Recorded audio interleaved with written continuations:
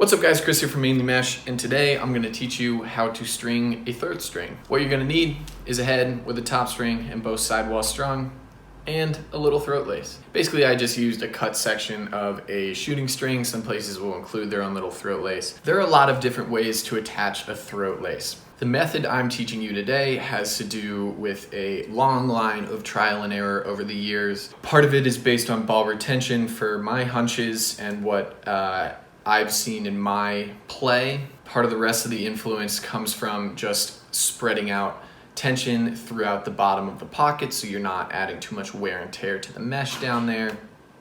Oh, my wash is done. But without getting into too much of the theory in this video, this is how I do it. I think it's the best method, and I'm going to teach you right now. First thing we need to do is identify the first 9-diamond row after the last place we've connected our sidewalls. So String King and their U-string tutorials calls this a 10.5 diamond row. It's just the way they notate this.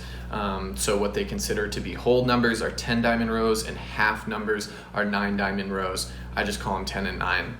Just so you guys know, we had that question in one of my other videos, but that's what they mean by 10.5, is the 9 diamond row after the 10 diamond row that you've just tied off your last sidewall. So here I'm pointing to that 10 diamond row where I've tied my last sidewall string through, and now I am pointing to the next 9 diamond row. So I'm going to identify that thick section, flip up the mesh there so I have a nice 9 diamond row awaiting to be strung. Entering up through the furthest left throat hole, okay, and trying to keep the string nice and flat, I'm also going to enter up through that first diamond of that 9 diamond row. So as you can see here, I'm going immediately up that first 9 diamond hole, and now I'm going to traverse across 5 diamonds, so enter down through the 5th, sorry. So 1, 2, 3, 4, 5, I'm entering down through that middle one, okay, that is the 5th diamond of that row.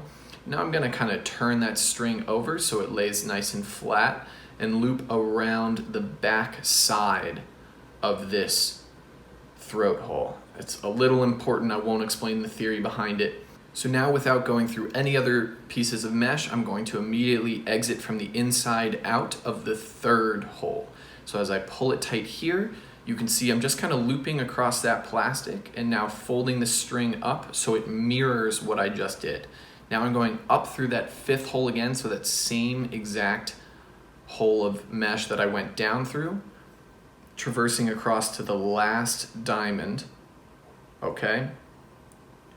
Pulling it a little bit tight and going from the inside out of that last throat hole, making sure everything is flat, everything looks identical. So essentially it is 2 mirrored loops, and here I'm just tying a simple overhand knot. I don't need to tie a second one as I've done previously. I just have one overhand knot and I'm good to go. You can see I'm pulling out some tension just to make sure everything's even. But I'm going to pause right here, and what you're going to see is very straightforward, right? The outer ones enter from the outside in. The inner sections also enter from the outside in. So every single piece of throat lace is entering from the outside in.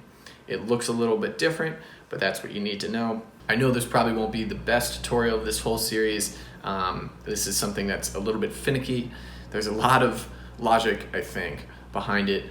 Probably a lot of the logic is just made up in my head, and it's just the way I like my stick to feel. But that's that. Tomorrow we'll be doing shooting laces, wrap it up, and then get into some heavy theory for you guys, which I'm sure at least the nerdier section of you is looking forward to. Thanks so much, guys. Catch you guys next time.